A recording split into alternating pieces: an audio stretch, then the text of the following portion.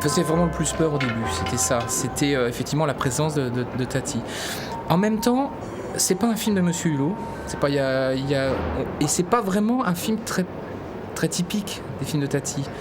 Parce que là, il y a vraiment une histoire entre deux personnages qui évoluent sur une période assez longue. Et même géographiquement qui se passe dans plusieurs endroits, alors que le film Tati, ça se passe plutôt au même moment, au même endroit.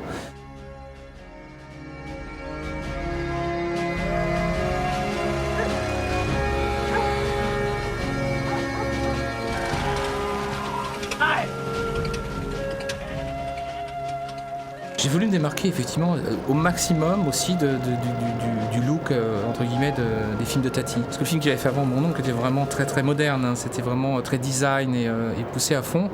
Et là je voulais faire quelque chose qui soit effectivement plus terre à terre, avec beaucoup de scènes qui se passent dans la nature, qu'on trouve pas souvent dans les films de Tati, à part peut-être dans Jour de fête.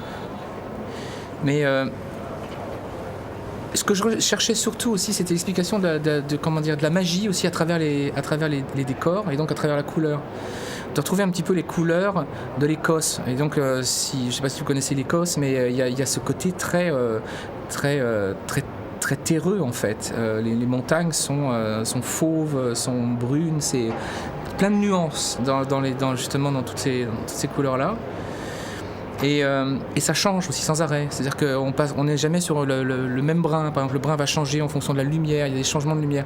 Et je trouve que ça fonctionnait très bien avec le script, justement, d'avoir cette espèce de changement sans arrêt, puisque c'est justement un film sur le changement. Donc c'est pas...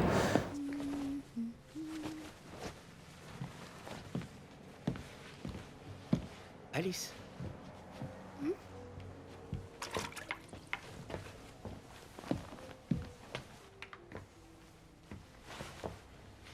Et...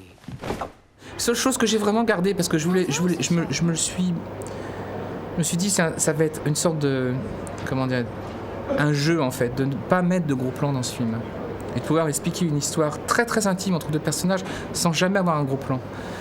Et de retourner un petit peu sur le cadrage à la Tati, c'est-à-dire caméra à hauteur d'homme, 1m90, 2 mètres, avec vue sur les pieds.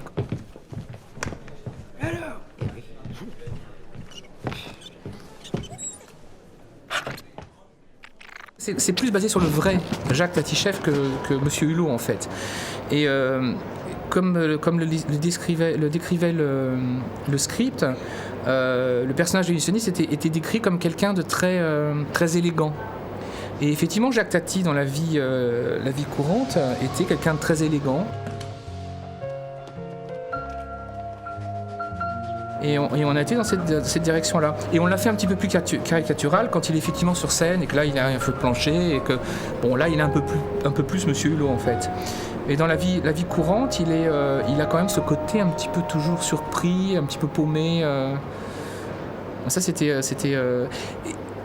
et justement c'était la chose qui me faisait le plus peur au départ, c'est de me dire est-ce qu'on lui a redonné une âme, je dirais. Est-ce qu'on va voir que c'est Jacques Tati.